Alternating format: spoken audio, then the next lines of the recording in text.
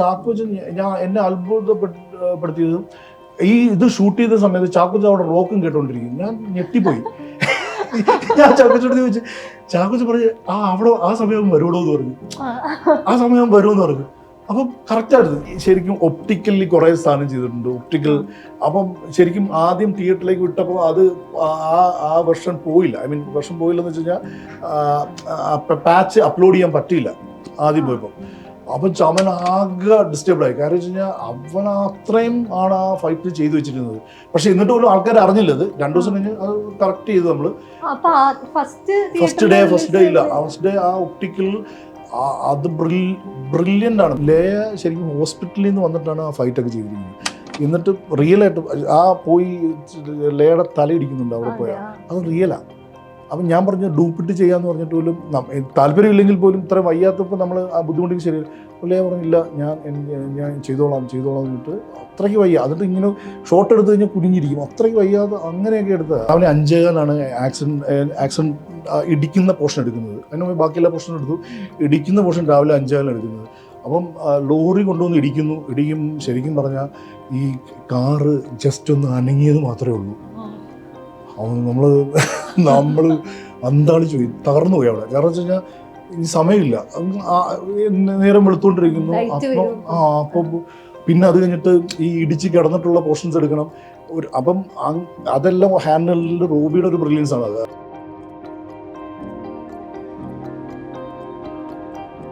Officer on duty എന്ന ചിത്രത്തിലെ സംവിധായകൻ ജിത്തു അഷ്റഫാണ് വീഡിയോയോടൊപ്പം. സർ നമസ്കാരം. നമസ്കാരം. ഓഫീസർ ഓൺ ഡ്യൂട്ടി കഴിഞ്ഞ ഫെബ്രുവരി 20 റിലീസാവുന്നു. അതിനുശേഷം അടുത്ത സെറ്റ് ഓഫ് സിനിമകൾ വന്നിട്ടും തിയേറ്ററിൽ നിറഞ്ഞ സദസ്സിൽ അത് ഓടിക്കൊണ്ടിരിക്കുകയാണ്. അതിൻ്റെ ഒരു സന്തോഷത്തിലൂടെയാണ് നമ്മളിപ്പോൾ സംസാരിക്കുന്നത്. അത് തരുന്നൊരു ഫീലിൽ തന്നെ നമുക്ക് സ്റ്റാർട്ട് ചെയ്യാമോ? വല്ലാത്തൊരു ഫീലാണ്. ഞാൻ വെച്ചാൽ ഇത്രയൊന്നും പ്രതീക്ഷയില്ല. ഇതിൻ്റെ ഒരു 25% പോലും പ്രതീക്ഷയില്ല. സിനിമ നല്ലതായിരിക്കുമെന്ന് എല്ലാ ആൾക്കാർ പറയുമ്പോൾ ഭയങ്കര സന്തോഷം. കുഴപ്പമില്ലാത്തൊരു സിനിമയാണ് എടുത്തു വെച്ചിരിക്കുന്നത് എന്നുള്ളൊരു കോൺഫിഡൻസ് ഉണ്ടായിരുന്നു. പക്ഷേ ജനങ്ങൾ സ്വീകരിക്കുമ്പോൾ മാത്രമല്ലേ നമുക്കൊരു മൊത്തത്തിലൊരു ഹാപ്പിനെസ് കിട്ടത്തുള്ളൂ. ഇങ്ങനെ വന്നതിൽ ഭയങ്കര സന്തോഷം. ഇതിനൊരു 1 ലൈൻ എടുത്തു കഴിയുമ്പം ഒരു പോലീസ് സ്റ്റേഷനിലേക്ക് മുക്കുപണ്ടം മാറി വെച്ച് പോയിട്ടുള്ള ഒരാൾ, ആ കേസിൽ ഒരാൾ വരുന്നു. അത് കണ്ടിന്യൂ ചെയ്തിട്ട് അതിന്റെ അന്വേഷണം ഒരു സീരീസ് ഓഫ് കൊലപാതകങ്ങളിലേക്ക് പോകുന്നു. അതിനെ നായകൻ റിസോൾവ് ചെയ്യുന്നു. ഒറ്റ ലൈനിലേക്ക് പറഞ്ഞു കഴിഞ്ഞാൽ ഞാൻ അത് മനസ്സിലാക്കുന്നത് ഇങ്ങനെയാണ്. ഇത് തന്നെയാണോ ഒരു 1 ലൈൻ ആയിട്ടുള്ള തോട്ട്? അവിടെ നിന്ന് ഈ സിനിമയിലേക്ക് എത്തുന്ന ആ ഒരു ജേർണി? അല്ലല്ല, ഇതിൻ്റെ 1 ലൈൻ എന്താ, ചില കാര്യങ്ങൾ നമുക്ക് റിവീൽ ചെയ്യാൻ പറ്റത്തില്ലെന്ന് പറഞ്ഞില്ലേ. ഇപ്പം തന്നെ കഥ മൊത്തം പറഞ്ഞു. ഇപ്പം തന്നെ അല്ല അങ്ങനെയല്ല പറഞ്ഞത്. ഇതിൻ്റെ ഒരു അച്ഛൻ മകൾ റിലേഷൻഷിപ്പിൻ്റെ അതൊരു ഹുക്ക് പോയിന്റ് ഉണ്ടായിരുന്നു. ആ ഒരു ലൈനാണ് ശരിക്കും പറഞ്ഞാൽ എനിക്കിതിനകത്തേക്ക് വരാനും ഈ കഥ പറയുമ്പോഴും എനിക്കിതിനകത്തേക്ക് ഞാനൊരു പേരൻ്റായ കാരണം എനിക്ക് ഭയങ്കരമായിട്ട് റിലേറ്റ് ചെയ്യാൻ പറ്റി. ശരിക്കും ആ ഒരു ഹുക്കിംഗ് പോയിൻ്റാണ് മെയിൻലി ഇതിലേക്ക് ഇത് വർക്ക് ചെയ്തത് എങ്ങനെയായിരിക്കും നോക്കാം. ശരിക്കും നമ്മൾ ഫസ്റ്റ് ഹാഫ് ഭയങ്കര ഈസി ആയിരുന്നു. ഫസ്റ്റ് ഹാഫ് വർക്ക് ചെയ്യാൻ ഭയങ്കര ഈസി ആയിരുന്നു. കാരണം വെച്ച് കഴിഞ്ഞാൽ എനിക്കൊന്ന് 1 മാസം കൊണ്ട് തന്നെ ഷായി ഫസ്റ്റ് ഹാഫിൻ്റെ ഏതാണ്ട് രൂപമല്ല, ഓൾമോസ്റ്റ് ഇതേപോലെ തന്നെയായിരുന്നു. വലിയ മാറ്റങ്ങളൊന്നും ഇല്ലാത്തൊരു രൂപമായിരുന്നു ഫസ്റ്റ് ഹാഫ്. പക്ഷേ സെക്കൻഡ് ഹാഫ് ശരിക്കും പാടായിരുന്നു. എനിക്കൊന്ന് ക്ലോസ് ടു 2.5 ഇയേഴ്സ് എടുത്തിട്ടുണ്ടായിരിക്കും തോന്നുന്നു. ഞങ്ങൾ പല യാത്ര ചെയ്തു. ഈ പറയുന്ന പോലെ ഇപ്പം ഇതിൻ്റെ പ്രൊഡ്യൂസേഴ്സ് ആദ്യം വരുന്നു. മാർട്ടിൻ്റെ കൂടെ രഞ്ജിത്ത്, സിബി ചാവർ എന്ന പ്രൊഡ്യൂസേഴ്സ് വരുന്നു. ആദ്യം രഞ്ജിത്ത് ഷാഹിയെ കൊണ്ട് ട്രാവൽ ചെയ്യുന്നു. ഷാഹി പല സ്ഥലത്ത് ട്രാവൽ ചെയ്യുന്നു. അപ്പം ഞാൻ വേറൊരു വർക്കിലായിരുന്നു. അത് കഴിഞ്ഞ് ഞാനും ഷാഹിയും കൂടെ ട്രാവൽ ചെയ്യുന്നു. അങ്ങനെ പല കോളേജ് ഹോസ്റ്റൽസിൽ കയറി ഇറങ്ങുന്നു. അപ്പോൾ അവിടെ കാണുന്ന കാഴ്ചകൾ, ഇപ്പം ഏത് ഹോസ്റ്റലാണ് എവിടെയാണെന്ന് നമുക്ക് പറയാനുള്ളൊരു, അത് പറയുന്നത് ശരിയാവില്ല. ഞെട്ടിക്കുന്ന കാഴ്ചകളാണ് അവിടെ കാണാൻ പറ്റിയിട്ടുള്ളത്. അതിൻ്റെയൊക്കെ ഒരു മിനിയേച്ചർ എവിടെയൊക്കെയോ റിഫ്ലക്റ്റ് ചെയ്ത് പോകുന്ന രീതിയിൽ ആണ് നമ്മൾ ഇതിനെ കൺസീവ് ചെയ്ത് പോയിരുന്നത്. പക്ഷെ ഇത് ശരിക്കും സമയമെടുത്താണ് ഇതിൻ്റെ ഒരു തിരക്കഥ ഒരു പൂർണ്ണതയിലേക്ക് വന്നത്. പിന്നെയും ഷൂട്ട് ചെയ്യുമ്പോഴും നമ്മളിങ്ങനെ അപ്ഡേറ്റ് ചെയ്തുകൊണ്ടിരുന്നു, പല കാര്യങ്ങളും അപ്ഡേറ്റ് ചെയ്തുകൊണ്ടിരുന്നു. അപ്പോൾ ചാക്കോച്ചൻ ഇടയ്ക്കിടയ്ക്ക് വിളിച്ച് ചോദിക്കുമായിരിക്കും, എന്താ ചോദിക്കും. നമുക്ക് മറുപടി ഇല്ല. ഫസ്റ്റ് ഹാഫ് സെറ്റായിരുന്നു. ഫസ്റ്റ് ഹാഫ് ക്ലീൻ പരിപാടിയായിരുന്നു. സെക്കൻഡ് ഹാഫ് കുറച്ച് പാടായിരുന്നു. ഇതിന്റെ മുന്നേ, റിലീസിന് മുന്നേ ചാക്കോച്ചനും ജഗദീഷ് ചേട്ടനുമായിട്ട് സംസാരിച്ച സമയത്ത് അവർ പറഞ്ഞിരുന്നു, ഇടയ്ക്കൊരു ബ്രേക്ക് വന്നപ്പോൾ പോലും ജിത്തു സാർ അത് വീണ്ടും എഴുതിയായിരുന്നു, വീണ്ടും അതിനെ എങ്ങനെ മാറ്റാം എന്നുള്ള ചർച്ചകളിലും കാര്യങ്ങളിലായിരുന്നു. അല്ല, നമ്മൾ ഇത് ഒരു കൂട്ടായ ഇതാണ്. നമ്മുടെ കൂടെ നല്ല ക്രിയേറ്റീവ് സപ്പോർട്ട് ചെയ്യുന്ന കുറേ ആൾക്കാരുണ്ട്. അപ്പോൾ നമ്മളിങ്ങനെ ചർച്ച ചെയ്യും, ബ്രെയിൻ സ്റ്റോമിങ്, അത് അങ്ങനെ പിടിച്ചാലോ ഇങ്ങനെ പിടിച്ചാലോ, അല്ലെങ്കിൽ തിരക്കഥയിൽ അങ്ങനെ. അപ്പോൾ ഷാഹിയായിട്ടും ഇങ്ങനെ ചർച്ചകൾ ഒരുപാട് എപ്പോഴും നടന്നുകൊണ്ടിരുന്നു. എനിക്ക് തോന്നുന്നു എല്ലാം അവസാനം നല്ലതിലേക്ക് വന്നു തോന്നുന്നത്. ഇതിൻ്റെ ഒരു ടീം ഭയങ്കര സപ്പോർട്ട്. ഒന്നാമത്തെ കാര്യം എല്ലാവരുമായിട്ടും നല്ല വൈബായിരുന്നു. ഐ മീൻ എല്ലാവരുമായിട്ടും നേരത്തെ കുറേ ഇപ്പോൾ റോബി അല്ലെങ്കിൽ ചമൻ അല്ലാതെ ബാക്കി എല്ലാവരുമായിട്ടും നേരത്തെ വർക്ക് ചെയ്തിട്ടുണ്ട്. അവരെ ശരിക്കും അറിയാം, ഇൻസൈഡൗട്ട് അറിയാം. എന്ന് വെച്ചാൽ ഞങ്ങളുടെ പ്രൊഡക്ഷൻ, ഈ മാർട്ടിൻ്റെ പ്രൊഡക്ഷനിലാണെങ്കിലും ഞാൻ വർക്ക് ചെയ്യുന്ന പടങ്ങളിലാണെങ്കിലും ബാക്കിയുള്ള ആൾക്കാരൊക്കെ വർക്ക് ചെയ്തിട്ടുണ്ട്. അപ്പോൾ അവരുമായിട്ട് നല്ല റിലേഷൻഷിപ്പായിരുന്നു. പക്ഷേ റോബിയെക്കുറിച്ച് പറയുകയാണെങ്കിലും റോബി ഇപ്പം ഇതിന് as a cameraman Roby almost ഒരു 1.5 months മുമ്പാണ് ജോയിൻ ചെയ്യുന്നത്. പക്ഷേ എൻ്റെ കൂടെ ഭയങ്കര സപ്പോർട്ടെന്ന് വെച്ച് കഴിഞ്ഞാൽ ശരിക്കും പ്രിറ്റി ഡിഫിക്കൽട്ടായിരുന്നു. മൊത്തം ഹാൻഡ് ഹെൽഡായിരുന്നു. ഓൾമോസ്റ്റ് 90% ഹാൻഡ് ഹെൽഡിലാണ് റോബി അത് പിടിച്ചത്. റോബി അത് അങ്ങനെയാണ് കൺസീവ് ചെയ്തത്. അപ്പോൾ എനിക്ക് റോബിയോടുള്ളത് വെച്ച് കഴിഞ്ഞാൽ റോബി ഹോസ്പിറ്റലൈസ്ഡ് ആയി, ഇതിൻ്റെ ഇടയ്ക്ക് 2 പ്രാവശ്യം ഹോസ്പിറ്റലൈസ്ഡ് ആയി. എന്നിട്ടും റോബി ഇതിൻ്റെ എടുത്തൊരു എഫേർട്ടെന്ന് പറഞ്ഞാൽ ഭയങ്കര എഫേർട്ടാണ്. കാരണം വെച്ചാൽ എനിക്കത് മറക്കാൻ പറ്റത്തില്ല. കാരണം വെച്ചാൽ റോബി ഹോസ്പിറ്റലിൽ നിന്ന് അടുത്ത ദിവസം വന്ന് ഷൂട്ട് ചെയ്തിട്ടുണ്ട്. അങ്ങനെയാണ് അത്. എന്തുകൊണ്ട് ഇതിനകത്ത് എല്ലാം ഭയങ്കര ചില്ല. ഇപ്പം ചമൻ്റെ കാര്യം പറയുകയാണെങ്കിൽ ഞാൻ ചില സീക്വൻസ് ഞാൻ എടുത്തിട്ട് ശരിക്കും പാളിപ്പോയിട്ടുണ്ടെന്ന് വെച്ച് കഴിഞ്ഞാൽ മൊത്തം എടുക്കാൻ പറ്റത്തില്ല. എന്ന് വെച്ചാൽ ഇപ്പോൾ ബാംഗ്ലൂർ ഷൂട്ട് ചെയ്തത് നമ്മൾ നമ്പർ ഓഫ് ഡേയ്സ് ഒക്കെ കുറവായിരുന്നു. അപ്പോൾ അതിന് ഉള്ളിലെടുക്കണം. ഡേ നൈറ്റ് വർക്ക് ചെയ്തിട്ടൊക്കെയാണ് അത്. പക്ഷെ അപ്പം ചില ഷോട്ട് മിസ്സായി പോകുമെന്ന് വെച്ച് കഴിഞ്ഞാൽ എടുക്കാൻ പറ്റില്ല. രാവിലെ 6 മണിയാവും. രാവിലെ 6 മണി വരെയും എടുത്തുകൊണ്ടിരിക്കും ചില ഷോട്ട്. അപ്പം ഞാൻ ചമനെ വിളിച്ച് പറയും, ചമനെ എങ്ങനെയെങ്കിലും രക്ഷപ്പെടുത്തണം. അപ്പോൾ പിന്നെ അതുപോലെ തന്നെ ആക്സിഡൻറ്റ് സീക്വൻസ് ഇതിനകത്ത് എടുത്തു പറയണം. കാരണം വെച്ചാൽ ചമൻ്റെ ഒരു ബ്രില്യൻസ് ഇല്ലെങ്കിൽ ആക്സിഡൻറ്റ് സീക്വൻസ് ഒരിക്കലും ഇങ്ങനെ വരത്തില്ല. കാരണം വെച്ച് കഴിഞ്ഞാൽ രാവിലെ 5:15 ആക്സിഡൻറ്റ് ഇടിക്കുന്ന പോർഷൻ എടുക്കുന്നത്. അതിന് ബാക്കിയെല്ലാ പോർഷനും എടുത്തു. ഇടിക്കുന്ന പോർഷൻ രാവിലെ 5:15 എടുക്കുന്നത്. അപ്പം ലോറി കൊണ്ടുവന്ന് ഇടിക്കും. ശരിക്കും പറഞ്ഞാൽ ഈ കാറ് ജസ്റ്റ് ഒന്ന് അനങ്ങിയത് മാത്രമേ ഉള്ളൂ. നമ്മൾ അന്താളിച്ചു പോയി, തകർന്നു പോയി അവിടെ. കാരണം വെച്ച് കഴിഞ്ഞാൽ ഇനി സമയമില്ല, നേരം വെളുത്തോണ്ടിരിക്കുന്നു. അപ്പം പിന്നെ അത് കഴിഞ്ഞിട്ട് ഈ ഇടിച്ച് കിടന്നിട്ടുള്ള പോർഷൻസ് എടുക്കണം. അപ്പം അതെല്ലാം ഹാൻഡിലിൽ റോബിയുടെ ഒരു ബ്രില്യൻസ് ആണ്. അത് പെട്ടെന്ന് എടുത്തു മാറുക എന്നുള്ളത് ഞാൻ എൻ്റെ കയ്യിൽ നിന്ന് പറിച്ചു പോയി. കാരണം എങ്ങനെ ഈ ടൈമിനുള്ളിൽ തീർക്കണ്ടേ. മേ ബി എനിക്കൊന്ന് ഒരു 6:15 ആയപ്പം ഐശ്വര്യ എങ്ങനെ കിടക്കുന്ന അങ്ങനത്തെ പോർഷൻസ് ഒക്കെ എടുക്കുമ്പോഴൊക്കെ ഭയങ്കര അതിപ്പോൾ ആലോചിക്കുമ്പോൾ ഇപ്പോഴും ഭയങ്കര ഭയം വരും. പക്ഷേ അപ്പോഴും ഞാൻ ചമനെ വിളിക്കും, രാവിലെ ചമനെ വിളിക്കും, മോനെ കയ്യിൽ പോയി. കാരണം ഇത് എങ്ങനെയെങ്കിലും സേവ് ചെയ്യാറ്. എനിക്ക് ഭയങ്കര പേടിയായിരുന്നു. ആക്സിഡൻറ്റ് സീക്വൻസ് എനിക്ക് ഭയങ്കര പേടിയായിരുന്നു. പക്ഷേ അത് ചമൻ്റെ ബ്രില്യൻസിലാണ് എനിക്കത്. ചമൻ്റെ ബ്രില്യൻസ് ഒന്നുകൊണ്ട് മാത്രമാണ് അത് അത്രയും ബ്രില്യൻ്റ് ആയിട്ടാണ് അത്. ശരിക്കും പറഞ്ഞാൽ അതിൻ്റെ എഡിറ്റാണ് അതിൻ്റെ സോളും അതിൻ്റെ എല്ലാം സറിയൽ രീതിയിലാണ് അത് എഡിറ്റ് ചെയ്തിരിക്കുന്നത്. അപ്പോൾ ചമരെടുത്ത് ഇത് എങ്ങനെ രക്ഷപ്പെടുത്താൻ മതി, നമുക്ക് സറിയൽ രീതിയിൽ പിടിക്കാൻ ചേട്ടാ പറഞ്ഞു. അങ്ങനെയാണ് അതിൻ്റെ ഒരു ഇത്. പിന്നെ ഞാൻ പറഞ്ഞില്ലേ, എൻ്റെ സപ്പോർട്ട് എന്ന് പറഞ്ഞാൽ എൻ്റെ ഇടവും വലവും ഈ അസിസ്റ്റന്റ് ഡയറക്ടേഴ്സിൻ്റെ ഒരു സപ്പോർട്ട് ഉണ്ടായിരുന്നു. പ്രത്യേകിച്ച് ഞാൻ പലയിടത്തും പറഞ്ഞ പോലെ എൻ്റെ ക്രിയേറ്റീവ് ഡയറക്ടറായിട്ടുള്ള ജിനീഷ് ചന്ദ്രൻ എന്നോട് 2 വർഷം, ഒരാളുടെ 2 വർഷം ഒരാൾ തരിക എന്ന് പറഞ്ഞു കഴിഞ്ഞാൽ എൻ്റെ റൈറ്റ് ഹാൻഡും ലെഫ്റ്റ് ഹാൻഡും ജിനീഷായിരുന്നു. ഞാൻ എന്ത് ഇതുണ്ടെങ്കിലും എനിക്ക് ജിനീഷായിരുന്നു സപ്പോർട്ട്. ജിനീഷിൻ്റെ അടുത്ത് പറയും. അപ്പോൾ ജിനീഷിൻ്റെ അടുത്ത് എന്ത് പറഞ്ഞാലും ജിനീഷ് അത് നടക്കാൻ പറ്റാത്ത കാര്യങ്ങളെങ്കിലും ജിനീഷ് എങ്ങനെയെങ്കിലും നടത്തി തരും. ജിനീഷ് ഓരോ ജിനീഷിനും എന്ന് വെച്ചാൽ ഞങ്ങൾ മാർട്ടിൻ്റെ കൂടെ വർക്ക് ചെയ്യുന്ന പറഞ്ഞാൽ ജിനീഷിന് എൻ്റെ കൂടെ വർക്ക് ചെയ്യുന്നുണ്ട്. ഞാൻ ജിനീഷായിട്ട് എനിക്ക് ഒരു 3-4 പടമായി. അപ്പം ജിനീഷിന് അറിയാം, എന്നെ ഇൻസൈഡോട്ട് അറിയാം. അപ്പം ഈ മാർട്ടിൻ ഞങ്ങളുടെ ആ സ്കൂളിൽ നിന്ന് വരുന്ന കാരണം ഈ മാക്സിമം നമുക്കൊക്കെ ആഗ്രഹിക്കുന്ന ഒരു പെർഫെക്ഷൻ ഉണ്ട്. എന്ന് വെച്ചാൽ നമ്മൾ പെർഫെക്റ്റ് എന്നുള്ള ആ വാക്കൊന്നും പറയാൻ യോഗ്യതയില്ല. പക്ഷെ എന്നിരുന്നാലും നമുക്ക് ആഗ്രഹമാണ് ഒരു പെർഫെക്ഷനിലേക്ക് എത്തിക്കുന്നത്. ഞാൻ കണ്ടിട്ടുള്ള ഏറ്റവും വലിയ പെർഫെക്ഷനിസ്റ്റ് മാർട്ടിൻ, ബ്ലസ്സി സാറും മാർട്ടിനാണ് ഞാൻ വർക്ക് ചെയ്ത കൂട്ടത്തിൽ.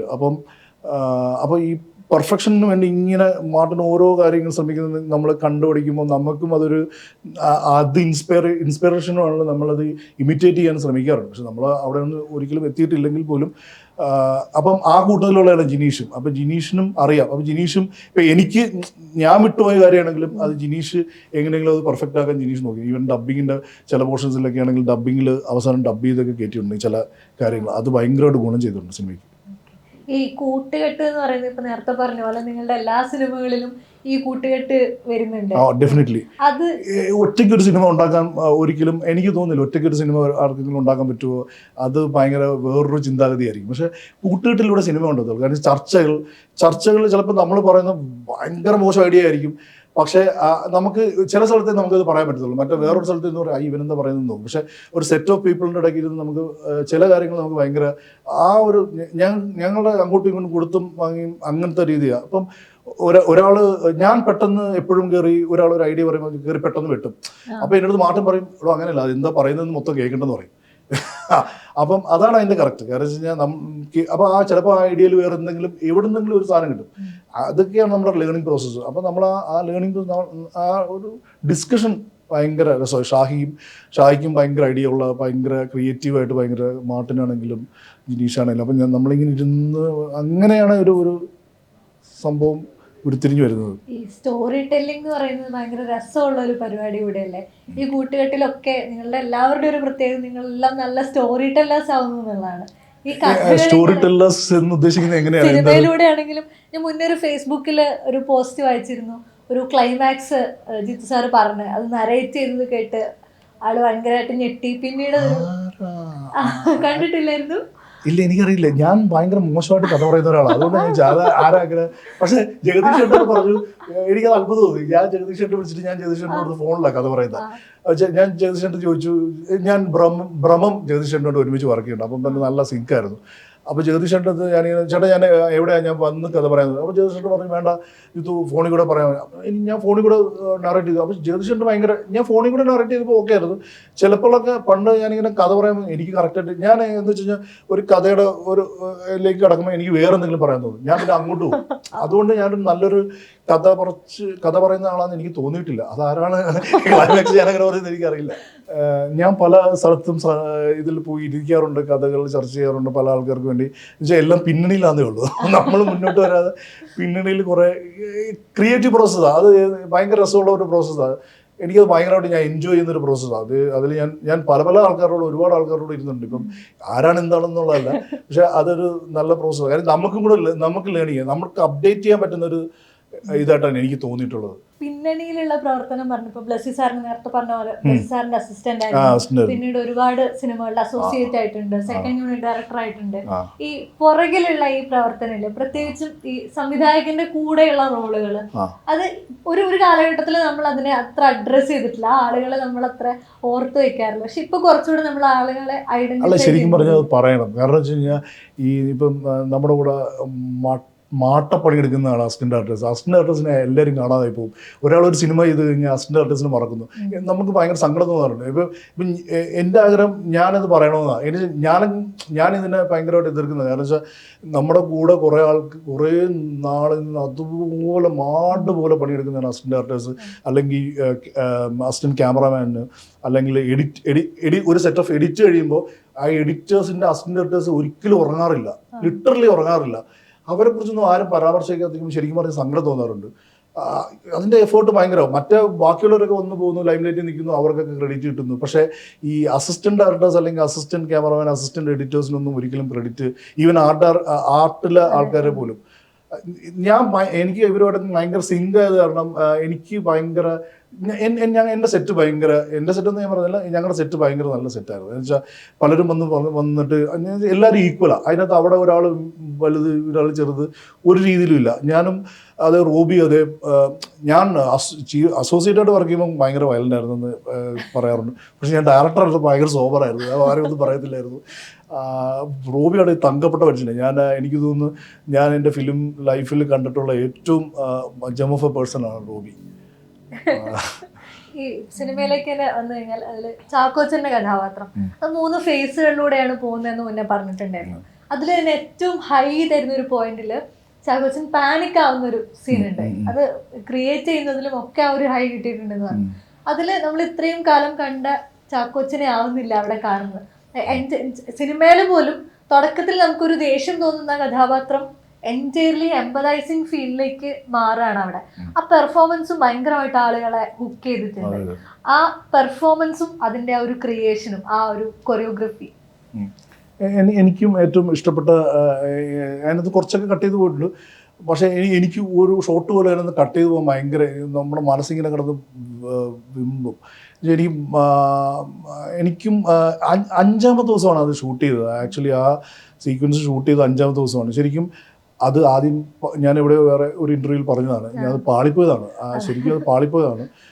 എന്നിട്ട് അത് അവിടുന്ന് നമ്മൾ അവിടുന്നാണ് അതിനെ ടേക്ക് ഓഫ് ചെയ്യുന്നത്.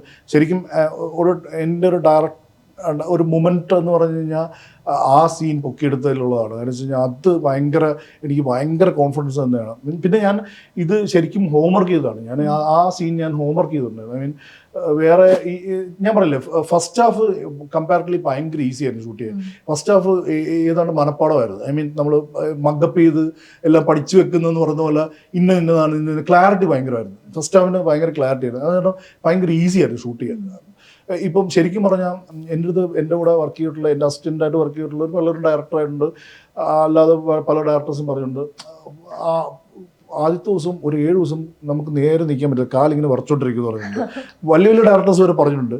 പക്ഷേ ഞാൻ അതിനെക്കാട്ടി ടെൻഷനുള്ള ആളാണ്. പക്ഷേ എനിക്ക് ആദ്യത്തെ ദിവസങ്ങളിലൊന്നും പ്രശ്നമില്ലായിരുന്നു. ഞാൻ തന്നെ അത്ഭുതപ്പെട്ടിട്ടുണ്ട്. എനിക്ക് മേ ബി ആ ഒരു എന്തുകൊണ്ടാണെന്ന് എനിക്കറിയില്ല, ഭയങ്കര കംഫർട്ടബിൾ ആയിരുന്നു. ഫസ്റ്റ് ഡേ, സെക്കൻഡ് ഡേ അല്ലെങ്കിൽ പ്രശ്നങ്ങളില്ലായിരുന്നു. ഈ 5ാമത്തെ ദിവസം ഇത്രയും വലിയ ഇതെടുക്കുന്ന സമയത്താണ് ഞാൻ ഒന്ന് പതറിയത്. കഴിച്ചാൽ അത് കയ്യിൽ നിന്ന് പോയപ്പം പതറിയായിരുന്നു. പിന്നെ അത് പക്ഷെ അതിനകത്ത് ശരിക്കും ഞാൻ പറയാം, ഒരു സൈക്കോളജിസ്റ്റിൻ്റെ ഞാൻ പോയി കണ്ടിട്ടുണ്ടായിരുന്നു. ശൈലേഷ എന്ന് പറയുന്ന സൈക്കോളജിസ്റ്റിനെ ഞാൻ അവരെ പോയി കണ്ടു. അവരുടെ കുറേ ഇൻപുട്സ് ഉണ്ടായിരുന്നു. അത് ഭയങ്കര ഹെൽപ്ഫുൾ ആയിരുന്നു. ഈ മറ്റേ ചെവിയിൽ ഇങ്ങനെ ഇതൊക്കെ അവരുടെ ഇൻപുട്ടാണ്. അപ്പം ഞാൻ ഓർത്തു അത് കൊള്ളാലോ. അപ്പോൾ അത് അവിടെ ഒരു സൗണ്ടിങ്ങിൻ്റെ സാധ്യത കൂടെ ഉണ്ട്. പിന്നെ ഇയാൾ വരുന്നത് അങ്ങനെ അതിനെ കൺസീവ് ചെയ്ത് ആദ്യം തന്നെ ആ ഒരു ഓൾമോസ്റ്റ് ഇയാളുടെ പാനിക്നെസ്സും ചാക്കോച്ചനും അത് കുറേ സ്റ്റഡി ചെയ്തിട്ടുണ്ടായിരുന്നു. ചാക്കോച്ചൻ വേറെ ഏതോ സൈക്കാട്രിസ്റ്റിൻ്റെതോ ഒക്കെ ചാക്കോച്ചനും ചോദിച്ച് മനസ്സിലാക്കിയിട്ടുണ്ടായിരുന്നു. അപ്പം ചാക്കോച്ചൻ ഭയങ്കര കംഫർട്ടബിൾ ആയിരുന്നു അത് ചെയ്യാനൊന്നും. ഞാൻ അത്ഭുതപ്പെട്ടിട്ടുണ്ട്. ഞാൻ ആ മൂമെൻറ്റ് പോകുമ്പം ഞാൻ ആ മൂമെൻറ്റിലേക്ക് ട്രാവൽ ചെയ്യും. എനിക്ക് അങ്ങനെയാണ് ഇഷ്ടം. ഞാൻ ഇപ്പം പക്ഷെ ചാക്കോച്ചൻ എന്നെ അത്ഭുതപ്പെടുത്തിയത് ഇത് ഷൂട്ട് ചെയ്ത സമയത്ത് ചാക്കോച്ചൻ അവിടെ റോക്കും കേട്ടോണ്ടിരിക്കും. ഞാൻ ഞെട്ടിപ്പോയി. ഞാൻ ചാക്കോച്ചോട് ചോദിച്ചു, ചാക്കോച്ചൻ പറഞ്ഞു അവിടെ ആ സമയം വരുമോ എന്ന് പറഞ്ഞു. ആ സമയം വരുമെന്ന് പറഞ്ഞു. അപ്പം കറക്റ്റായിരുന്നു. അപ്പം നമ്മൾ ചെറുതായിട്ട് ഫീഡ് ചെയ്താൽ മാത്രം മതി. കറക്റ്റായിട്ട് ഫീഡിങ് കറക്റ്റായിട്ട് ഇത് ചെയ്യുന്ന പുള്ളി അങ്ങനെ ചെയ്യുന്നത്. ഞാൻ ചില സമയത്ത് എനിക്ക് അത്ഭുതമാണ്. അങ്ങനെയൊക്കെ ഞാനൊക്കെ ഞാൻ ആക്ടറൊന്നുമല്ല, എന്നിരുന്നാലും നമ്മൾ ചില ഇതിലേക്ക് പിടിക്കുമ്പോൾ നമ്മൾ കുറേ, പക്ഷേ ചിലർക്കേ അങ്ങനെ പറ്റത്തുള്ളൂ. എനിക്കറിയില്ല അതെങ്ങനെയാണ്. ചാക്കോച്ചന് ഒരു ഡയറക്ടർ ആക്ടറാണ് ശരിക്കും കംപ്ലീറ്റ്ലി. അത് ഭയങ്കര സുഖമാണ് ചാക്കോച്ചന് വർക്ക് ചെയ്യാൻ. ഞാൻ ഒരു പ്രശ്നമില്ല. ഞാൻ ഇപ്പോൾ എത്ര ടേക്ക് എടുത്താൽ പോലും സാധാരണ എനിക്കതുകൊണ്ട് ഒരു സങ്കോചം വരത്തില്ല. ഒന്നും കൂടെ എടുക്കാൻ ഞാൻ ഇങ്ങനെ എടുത്തുകൊണ്ടിരിക്കും. ചാക്കോച്ചൻ പ്രശ്നമില്ല, ഓക്കെ ആവുന്ന ഒരു ചാക്കോച്ചൻ ഒരു പ്രശ്നമില്ല. അതാ ഞാൻ പറഞ്ഞത്, ഒരു വർക്കിംഗ് അതുപോലെ ഒരാൾ ഇങ്ങോട്ട് ഇത് ചെയ്യാൻ മാത്രമേ നമുക്ക് ഇത് അല്ലാതെ ഇത്രയും ചെയ്തു മതി എന്ന് പറഞ്ഞു കഴിഞ്ഞാൽ അവിടെ നമ്മൾ പോയി. ഒരിക്കലും നമ്മൾ ഒരു സാധനം കാഴ്ച കണ്ടിട്ടാണ് ഇത് മൊത്തത്തിൽ ഇത്. അപ്പോൾ ഓരോ ഷോട്ടും ഇങ്ങനെ അടിക്കടിക്ക് പെറുക്കി വെക്കുമ്പോൾ ഇങ്ങനൊരു കണ്ടിന്യൂറ്റി ഇല്ലെങ്കിൽ പോയി. ആ കണ്ടിന്യൂറ്റി ചിലപ്പം ഒരു ഡയറക്ടറുടെ ഒരു മനസ്സിലായിരിക്കും കൂടുതലുണ്ടായിരിക്കുന്നത്. ചിലപ്പോൾ ആക്ടറുടെ മനസ്സിൽ ചില ആക്ടേഴ്സിനുണ്ടായിരിക്കാം, ചില ആക്ടേഴ്സിന് അത് ഇല്ലായിരിക്കും. പക്ഷെ നമ്മൾ കാണുന്ന കാഴ്ച കറക്റ്റായിട്ട് ഇങ്ങനെ അടുക്കി വെക്കുമ്പം ഇത് ഓക്കെ ആണ് എന്ന് തോന്നിക്കുന്ന രീതിയിൽ ഒരാളെ അഭിനയിക്കുമ്പോഴാണ് നമുക്ക് അത് ഭയങ്കര അതിന്റെ അഭിനയത്തിന്റെ കണ്ടിന്യൂഷൻ ചാക്കോച്ചൻ കാറിലിരിക്കുമ്പോഴും ഉണ്ട്. അത് കഴിഞ്ഞ് വീട്ടിലെത്തിയിട്ടുള്ളതിലും അത് അങ്ങനെ തന്നെ ഞാൻ അത് ഭയങ്കര മെറ്റിക്കുലസ് ആയിട്ട് അതിനെ പഠിച്ച് തന്നെയാണ് അത് ചെയ്തിട്ടുള്ളത്. അത് എനിക്ക് ഭയങ്കര ഇഷ്ടപ്പെട്ട എൻ്റെ ഫേവറേറ്റ് സീൻസിൽ ഒന്നാണ്. ഐ മീൻ ഷൂട്ട് ചെയ്തപ്പോൾ തന്നെ നമുക്കിനൊരു കിക്ക് കിട്ടത്തില്ലേ, ചില സാധനം നമ്മൾ ഷൂട്ട് ചെയ്യുമ്പം ഭയങ്കര കിക്ക് കിട്ടും. അങ്ങനെ കിക്ക് കിട്ടിയ നമ്മളത് ഫ്രെയിം ഇതിൽ കാണുമ്പോൾ മോണ്ടറിൽ കാണുമ്പോൾ നമുക്ക് തന്നെ ഐ മീൻ ഒരു റഫ് എഡിറ്റ് വരുമ്പോൾ തന്നെ നമുക്ക് തന്നെ തോന്നും ഇത് കൊള്ളാം എന്ന്. അങ്ങനെ തന്ന എനിക്ക് ഭയങ്കര ചുരുക്കം ചില സീനിൽ എല്ലാവർക്കും ഇത് കുറേ നന്നാക്കാം എപ്പോഴും എല്ലാവർക്കും തോന്നും, എല്ലാ ഡയറക്ടേഴ്സിനും തോന്നും. എല്ലാവരും പടം എടുക്കുന്നത് അങ്ങനെയാണല്ലോ സിനിമ എന്ന് പറഞ്ഞാൽ അങ്ങനെയുള്ളൂ. അത് പക്ഷേ എനിക്ക് ഭയങ്കര ഇത് കൊള്ളാം എന്ന് എനിക്ക് തന്നെ തോന്നിയ ഒരു സീനാണ് അത്. കറക്റ്റായിട്ട് എല്ലാം പെർഫെക്റ്റായിട്ട് വന്നു. എല്ലാം പെർഫെക്റ്റായിട്ട് വന്ന സീനാണ്. എന്നാൽ എൻ്റെ ഇതിൽ കേട്ടോ, അല്ലാതെ ചിലപ്പോൾ മറ്റുള്ളവർ നോക്കുമ്പോൾ അത് ഒരുപാട് കുഴപ്പങ്ങളുണ്ട്. പക്ഷേ എനിക്ക് എൻ്റെ സാറ്റിസ്ഫാക്ഷൻ ആ സീനിൽ എനിക്ക് ഞാൻ സാറ്റിസ്ഫൈഡാണ്. ഇതിന് ശേഷം സെക്കൻഡ് ഹാഫിലേക്ക് വരുമ്പോൾ 2 ഫൈറ്റുകൾ അത്ര അതും സഭയായിട്ട് പറയുമ്പോൾ ചമൻ എന്ന് പറഞ്ഞ ഒരാളെ പറയേണ്ടി വരും. കാരണം വെച്ചാൽ ബ്രില്യൻ്റ്ലി എഡിറ്റഡ് ഫൈറ്റാണ്. കാരണം എനിക്കറിയാം അത് എങ്ങനെയാണ് അതിനെ ശരിക്കും ഒപ്റ്റിക്കലി കുറേ സാധനം ചെയ്തിട്ടുണ്ട്. ഒപ്റ്റിക്കൽ അപ്പം ശരിക്കും ആദ്യം തിയേറ്ററിലേക്ക് വിട്ടപ്പോൾ അത് ആ വെർഷൻ പോയില്ല. ഐ മീൻ വെർഷൻ പോയില്ലെന്ന് വെച്ച് കഴിഞ്ഞാൽ പാച്ച് അപ്ലോഡ് ചെയ്യാൻ പറ്റിയില്ല ആദ്യം പോയപ്പോൾ. അപ്പം ചമൻ ആകെ ഡിസ്റ്റർബ്ഡായി. കാരണം വെച്ച് കഴിഞ്ഞാൽ അവൻ അത്രയും ആണ് ആ ഫൈറ്റ് ചെയ്തു വെച്ചിരുന്നത്. പക്ഷെ എന്നിട്ട് പോലും ആൾക്കാർ അറിഞ്ഞില്ല. അത് 2 ദിവസം കഴിഞ്ഞ് അത് കറക്റ്റ് ചെയ്തു നമ്മൾ. ഫസ്റ്റ് ഡേ ഇല്ല, ഫസ്റ്റ് ഡേ ആ ഒപ്റ്റിക്കൽ അത് ബ്രില്യൻ്റ് ആണ്. അതുപോലെ ബ്രില്യൻ്റ്ലി എഡിറ്റഡ് ആൻഡ് കോറിയോഗ്രാഫ്ഡ് ആയിട്ടുള്ള ഒരു ഫൈറ്റാണ് അത്. എനിക്ക് ഞാൻ എപ്പോഴും പറഞ്ഞത് ബ്രില്യൻ്റ് എന്ന് പറഞ്ഞാൽ ഞാൻ കാണുന്നത് കേട്ടോ. കാരണം ചിലപ്പോൾ മറ്റുള്ളവർക്ക് അത് ബ്രില്യൻസ് ഉണ്ടോന്ന് തോന്നുന്നു. ഞാൻ ആസ് എ ഫിലിം മേക്കർ എൻ്റെ സിനിമയിൽ അത് ബ്രില്യൻ്റ് എന്ന് എനിക്ക് തോന്നിയ കാര്യങ്ങളാണ് ഞാൻ പറയുന്നത്. അല്ലാതെ ഇപ്പോൾ അല്ല ഞാൻ പറഞ്ഞത് വേറെ എന്താണ് ബ്രില്യൻ്റ് എന്ന് ചോദിക്കാം. പക്ഷെ ഞാൻ എൻ്റെ ചെറിയൊരു ഇതിൽ നിന്ന് ആണ് ഞാൻ പറഞ്ഞത് ബ്രില്യൻ്റ്ലി എഡിറ്റഡ്. അതിൻ്റെ എഡിറ്റ് അതുപോലെ ഇരുന്നിരുന്ന് ഞാൻ എനിക്ക് കഴിഞ്ഞ ദിവസം ചമൻ ഈ സിനിമയുടെ ടൈം ലൈൻ അയച്ചു തന്നു. കണ്ടാൻ ഞെട്ടിപ്പോവാ. അതിന് മാത്രം മണിക്കൂർ അതിനകത്തിട്ട് എനിക്ക് തോന്നുന്നു ചമൻ എൻ്റെ അടുത്ത് പറഞ്ഞു, ചേട്ടാ ഞാൻ ഏറ്റവും കൂടുതൽ ഒരുപാട് ഇതിനെക്കാട്ടി വലിയ വലിയ പടങ്ങളാണ് ചെയ്തിരിക്കുന്നത്, പക്ഷെ ഇത്രയും എഡിറ്റ് ചെയ്ത ഒരു പടം വേറെ ഇല്ല എന്ന് പറഞ്ഞു. നമ്മളിങ്ങനെ പോയിരുന്നിരുന്നിരുന്നിരുന്നിരുന്ന് ഭയങ്കര സ്വർഗ്ഗ നല്ല പയ്യന. എനിക്ക് ഭയങ്കര ഒരു വാംത ഗിവ് ആൻഡ് ടേക്ക് പോലെ നമുക്ക്. അതുപോലെ തന്നെ റോബിയായിട്ടും എനിക്ക് എന്തായാലും ഈ പറഞ്ഞ പോലെ ഫൈറ്റ് എഡിറ്റ് ചെയ്യുക അല്ലെങ്കിൽ ഫൈറ്റ് കൊറിയോഗ്രാഫി ചെയ്യുക, ഫൈറ്റിൽ ലൈറ്റ് ചെയ്യുക എന്ന് പറയുന്നത് ഒരു ഭയങ്കര ടാസ്ക് ആണല്ലോ. ഇതിൽ ഏറ്റവും ലാസ്റ്റ് ഫൈറ്റിലേക്ക് വന്നു കഴിഞ്ഞാൽ അതൊരു റബ്ബർ തോട്ടത്തിലാണ്. അതിനുശേഷം ഒരു സ്പോയിലർ ആവുമെന്ന് അറിയില്ല കാണാത്ത ആളുകൾ, ഈ റബ്ബർ തോട്ടത്തിലേക്ക് ഈ ഷീറ്റ് അടിക്കുന്ന ചെറിയ കൂടാരത്തിനകത്തേക്ക് ഈ സീൻ വരുന്ന സമയത്ത് ലൈറ്റിങ്ങിലൊക്കെ ഒരു പ്രശ്നം ഉണ്ടാവില്ലേ? അതേപോലെ ഇത് കൊറിയോഗ്രാഫി ചെയ്ത് പോകണം. ലൈറ്റിങ്ങിന്റെ റോബിയുടെ ബ്രില്യൻസ് അല്ല, അതിനെ കുറിച്ച് പറയാനൊന്നും ഞാൻ ആളല്ല, എനിക്ക് അറിയത്തില്ല. അത് റോബി ഞാൻ പറയില്ല, റോബി ഇതിനു വേണ്ടി എനിക്കത് എങ്ങനെ റോബി ഭയങ്കര സിൻസിയർ ആയിട്ടുള്ളൊരു മനുഷ്യനാണ്. അപ്പോൾ അയാളുടെ വർക്കിനോടുള്ള പാഷനും അയാൾക്ക് ഈ ചില സീനൊക്കെ റോബി 1 മാസം മുമ്പ് ചോദിക്കും. ശരിക്കും 1 മാസം മുമ്പ് ആയിട്ടില്ലായിരിക്കും. റോബി ആദ്യം മുതലേ അതിനൊരു പ്രിപ്പറേഷൻ റോബിക്ക് വേണം. റോബി ജിത്തു സീനെന്തേ ജിത്തു സീനെന്തേ ഇത് ചോദിച്ചോണ്ടിരിക്കും. അപ്പോൾ റോബി എനിക്കൊന്ന് അയാളുടെ വർക്കിൽ അത് അയാൾ ഭയങ്കര പെർഫെക്റ്റ് ആയിട്ട് വരണം. അങ്ങനെ അത് ഭയങ്കര പാഷനേറ്റാണ്. വർക്ക് എത്രത്തോളം പെർഫെക്റ്റ് ആകാൻ വേണ്ടി റോബി, ഞാനതാ പറഞ്ഞ റോബിക്ക് ശരിക്കും പറഞ്ഞാൽ റോബിയുടെ എല്ലാവരും ഈ പടം വർക്ക് ചെയ്യേണ്ടതെന്ന് വരെ പറഞ്ഞു. കാരണം വെച്ചാൽ അത്രയ്ക്ക് വയ്യായിരുന്നു പുള്ളിക്ക്.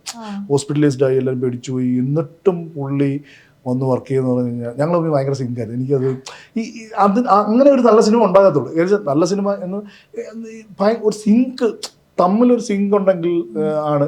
ഇതിലെല്ലാവരുമായിട്ടും നല്ല സിങ്കായിരുന്നു. ആരുമായിട്ടും ഒരു പ്രശ്നങ്ങൾ, ഐ മീൻ സാധാരണ പ്രശ്നങ്ങൾ ഉണ്ടാകാറുണ്ട് ഫിലിം പക്ഷേ അങ്ങനെ വലിയ പ്രശ്നങ്ങളില്ലാതെ വളരെ സ്മൂത്തായിട്ട് പോയ ഒരു സിനിമയാണ്. വേറെ ഒരുപാട് പ്രശ്നങ്ങൾ വന്നിട്ടുണ്ട്, പ്രശ്നങ്ങൾ വന്നിട്ടില്ലെന്നല്ല, പക്ഷേ ഈ ആൾക്കാർ തമ്മിലുള്ള ക്രിയേറ്റീവ് ഡിഫറൻസ് പോലും വളരെ നല്ല രീതിയിലുള്ള, അല്ലാതെ അതൊരു ഉടക്കിലേക്ക് ഒന്നും അങ്ങനത്തെ രീതിയൊന്നും അല്ലായിരുന്നു.